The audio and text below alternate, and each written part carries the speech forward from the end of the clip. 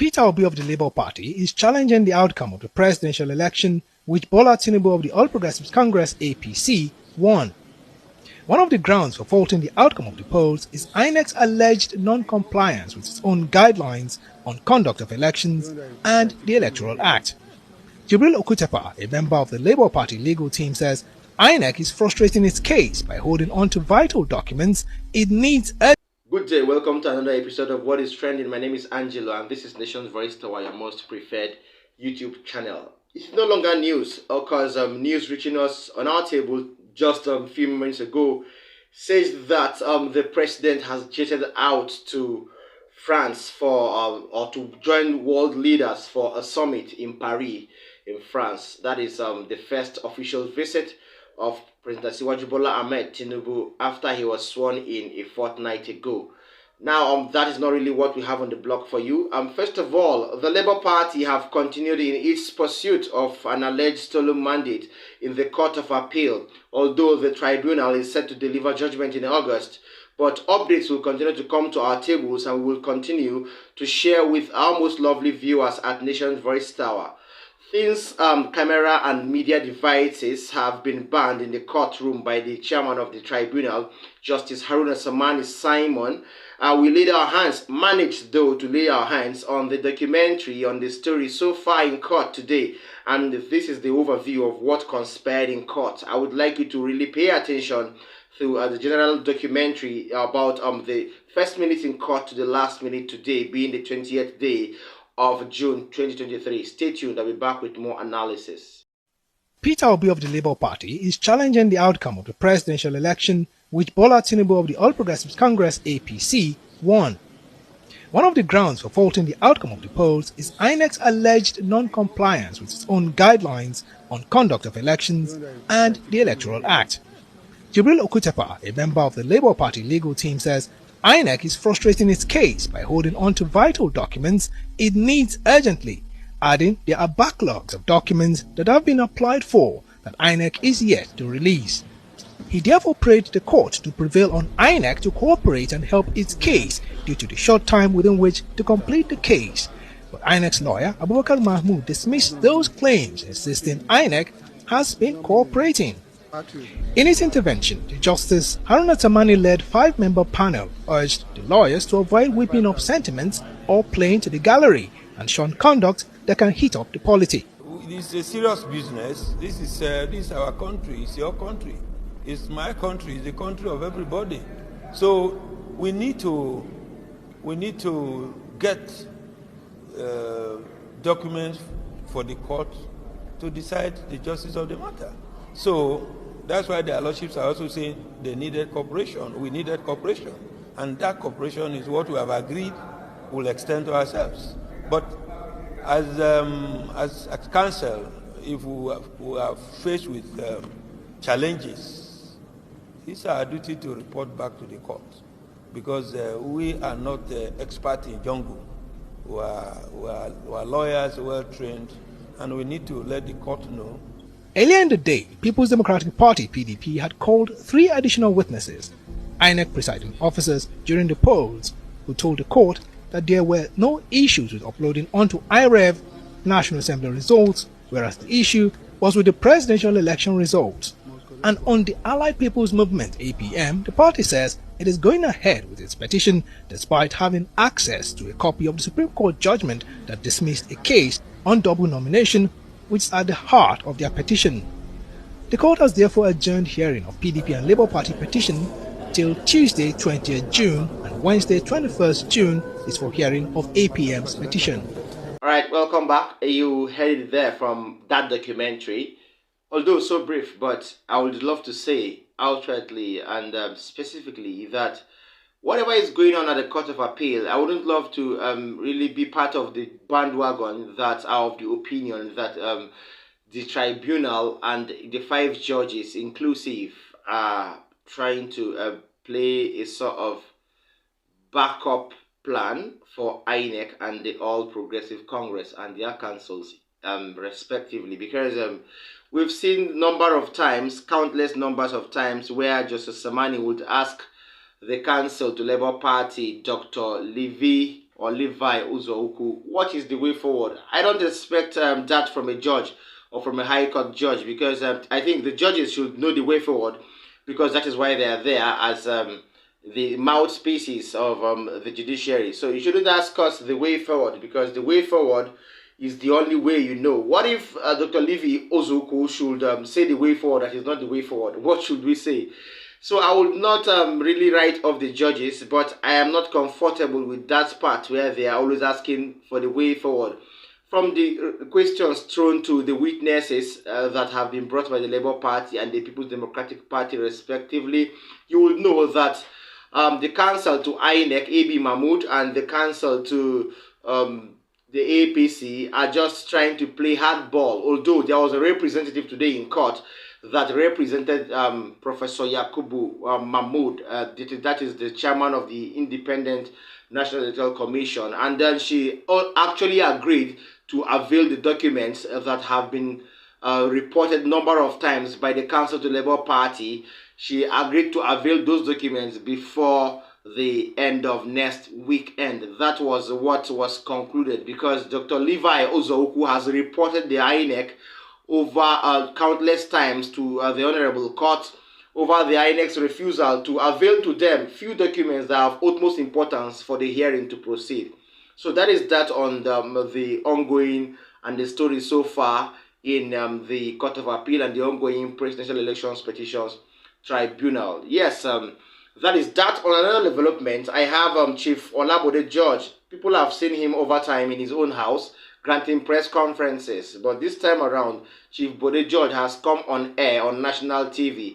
He came by himself to Channels TV station to really say things about the Bola Asiwaju Tinubu's government that don't really augur well with him.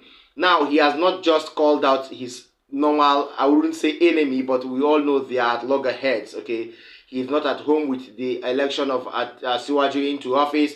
Forget that he's a PDP member, but the truth remains that he is not at home with the election or the victory into office or the alleged victory of Asiwaju Bola Ahmed Tinubu. In the wake of that, Chief Bode George has shown his own face, and he has shown a high level of disgustfulness on the style of politics applied or utilized by President Asiwaju Bola Ahmed Tinubu amidst the ongoing rift between these two parties, of which they have claimed that there is nothing really going on between them. It's been a while Bode George came on air. So this time around, he gave a sort of difference, a big difference between himself and the president of the country, Asiwaju Bola Ahmed Tinubu. Let me leave you to listen, because he didn't just give the difference. He called out the president and said lots of things, and he as well profiled solutions for the development and economic balancing of the country. Watch this. It's not, he was governor of my state.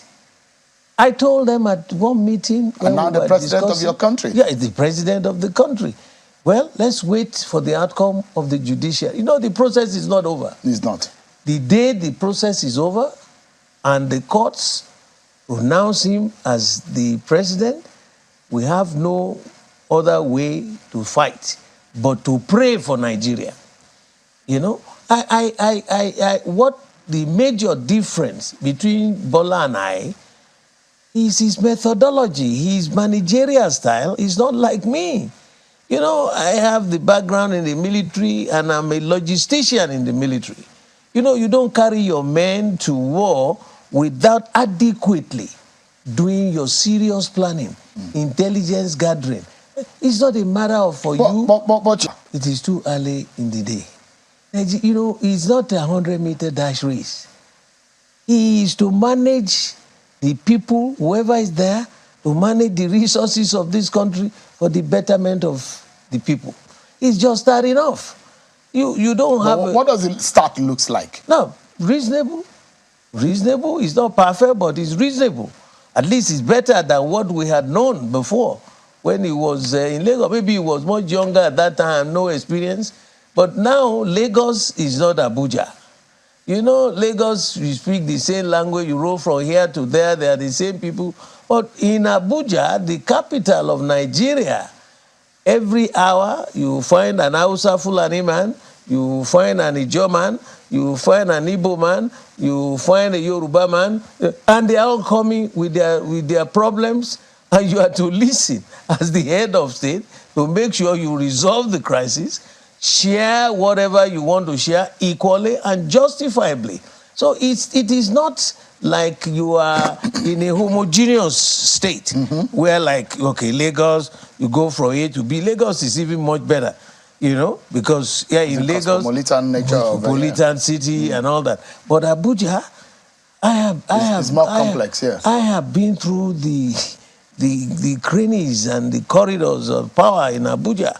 At least I was a governor at the age of 42, working with the president then, General Babangida, and I had worked with General Abacha and General Dia. I've also worked with Baba Obasanjo. I've also worked with President Yaradua. I worked with President Jonathan, and at the level of the villa. So you know what it takes. It's not an easy job. The only thing you can do is pray for whoever is there. So God will make sure that we work on his mind. It's not a matter of totalitarianism or that you know it all. You need a lot of good advisors. You need a lot of introspection.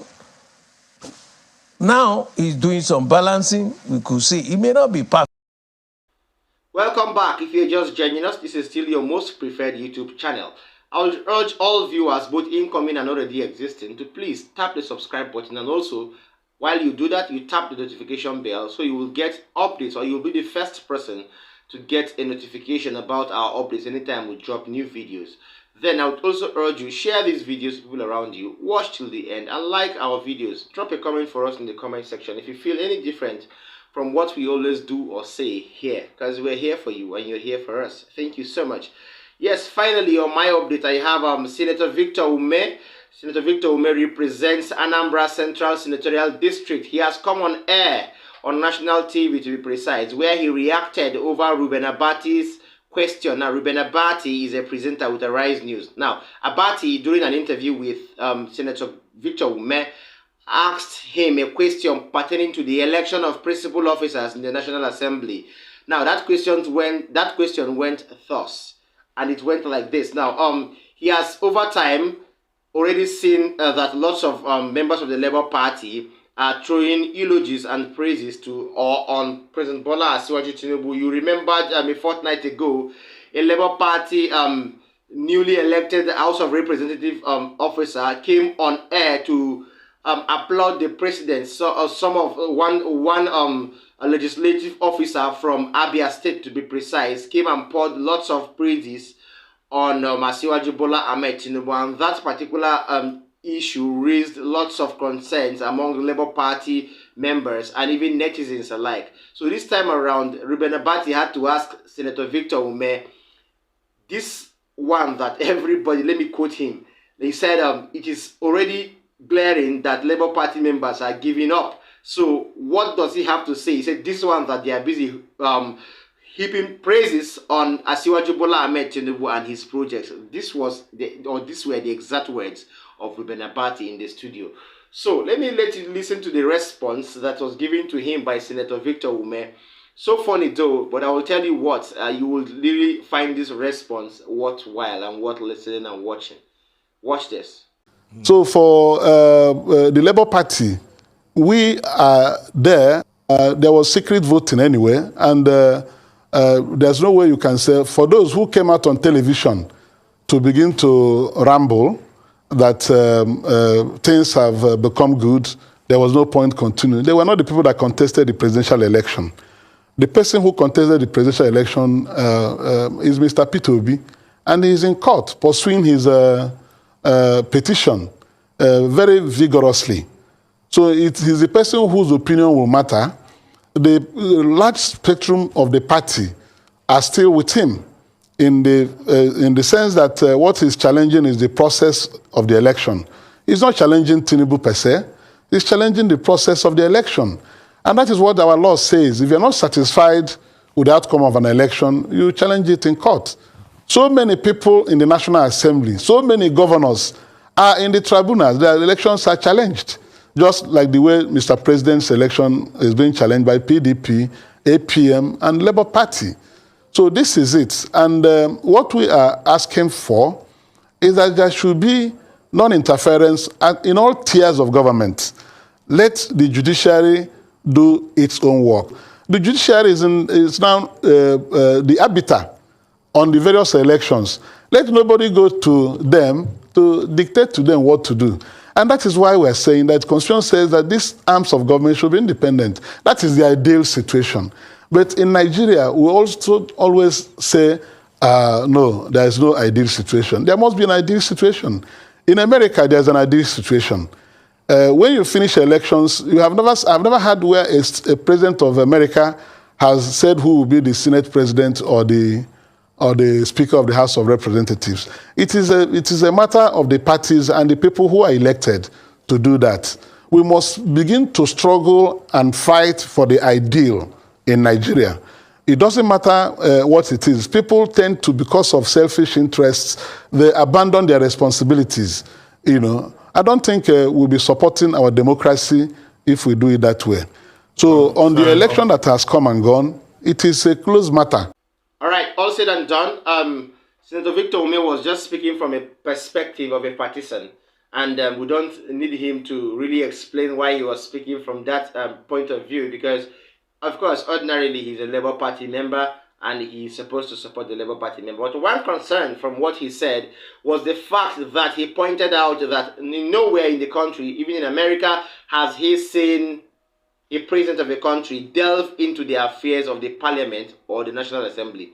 He is referring to when Bola Asiwaju Tinubu actually pointed out Senator Godswill Akpabio to be the Speaker of the House or this House of Senate, which is not supposed to be so. Although Akpabio went into that seat as elected, but we would always remember that Asiwaju Bola Ahmed Tinubu paved the way and shone the light or beamed the light on all who voted Akpabio into the Senate President's seat.